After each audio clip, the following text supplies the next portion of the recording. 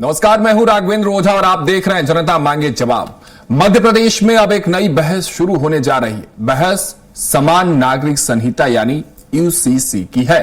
मोहन सरकार ने अब साफ कर दिया है कि प्रदेश में यूसीसी लागू करने की तैयारी चल रही है, लेकिन इस बार सरकार सिर्फ कानून बनाने की बात नहीं कर रही है, बल्कि जनता को भी इस प्रक्रिया का भागीदार बना रही है।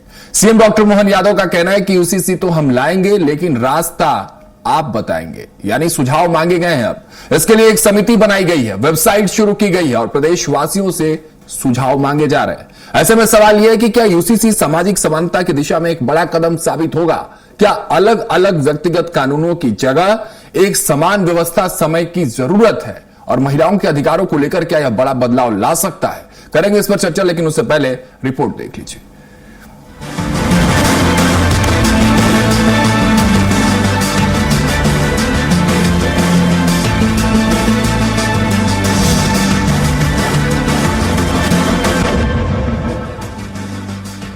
मध्य प्रदेश में समान नागरिक संहिता यानी यूसीसी को लेकर मोहन सरकार ने बड़ा कदम बढ़ा दिया है।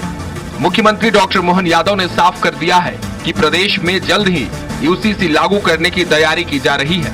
इसके लिए सरकार ने विशेषज्ञों की एक समिति गठित की है, जो विभिन्न धर्मों और समुदायों के लोगों से संवाद कर सुझाव जुटा रही है। खास बात यह है कि सरकार ने जनता की भागीदारी सुनिश्चित करने के लिए एक विशेष वेबसाइट भी शुरू की है, जहां प्रदेशवासी अपने सुझाव और विचार सीधे दर्ज कर सकते हैं।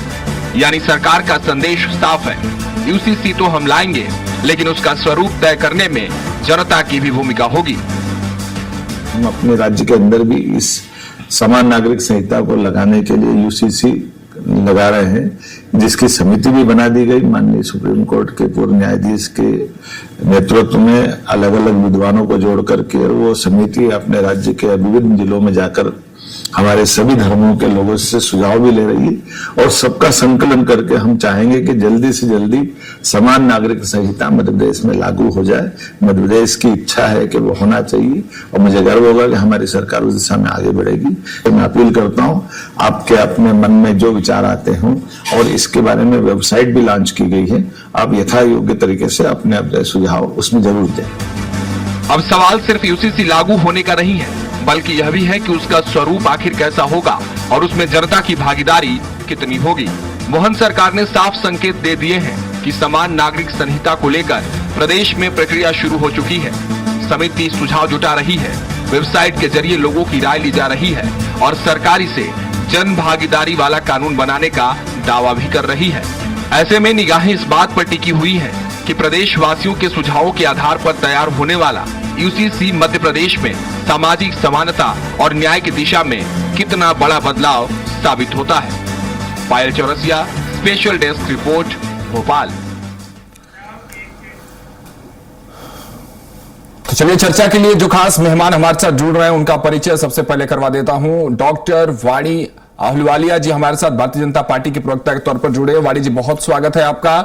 सीताराम पोया जी हमारे साथ कांग्रेस प्रवक्ता के तौर पर जुड़ेंगे थोड़ी देर में। सीताराम जी, बहुत बहुत स्वागत है आपका। दिख रहे हैं स्क्रीन पर, जुड़ गए सीताराम जी, बहुत स्वागत है। और इसके साथ ही मुस्लिम स्कॉलर हैं डॉक्टर हसन रिजवी साहब, आपका भी बहुत स्वागत है हसन साहब। शुरुआत आपसे ही कर लेता हूं। अब बारी सुझाव की है यूसीसी को लेकर। सरकार ने अब आपके सामने, पूरे प्रदेश के सामने वेबसाइट के जरिए और इस समिति के जरिए सुझाव सरकार जो है वो मांगने का काम करने वाली। यूसीसी को लेकर क्या सुझाव देंगे हसन साहब?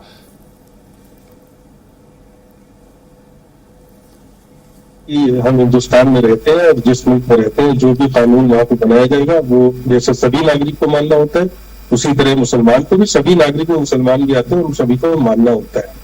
लेकिन समान नागरिक संहिता के बहाने से कई सारी चीजें ऐसी हैं कि जो सभी धर्मों के अनुसार बहुत सारी ऐसे रीति रिवाज हैं, बहुत सारे ऐसे विवाह को लेकर के और उनकी प्रॉपर्टी को लेकर बहुत सारे ऐसे नियम कानून है जो पहले से छूट देते चले आ रहे हैं, जिनको लेकर के कुछ संशय हो सकता है। लेकिन सरकार ने एक पहल किया है, ये अच्छी बात है कि आप एक कमेटी बनाई गई जिसके सामने आप जा करके अपनी बात रख सकते हैं, या एक वेबसाइट लॉन्च की है जिस पर आप जा करके अपनी बात को रख सकते हैं।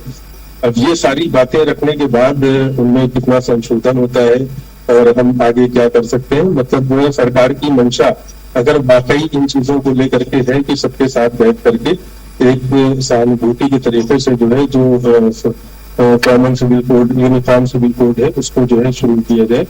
तो उसमें अच्छाई है, कोई बुराई की बात नहीं है। और हम जिस देश में रह रहे हैं, हमारा ये धर्म भी बनता है और हमारा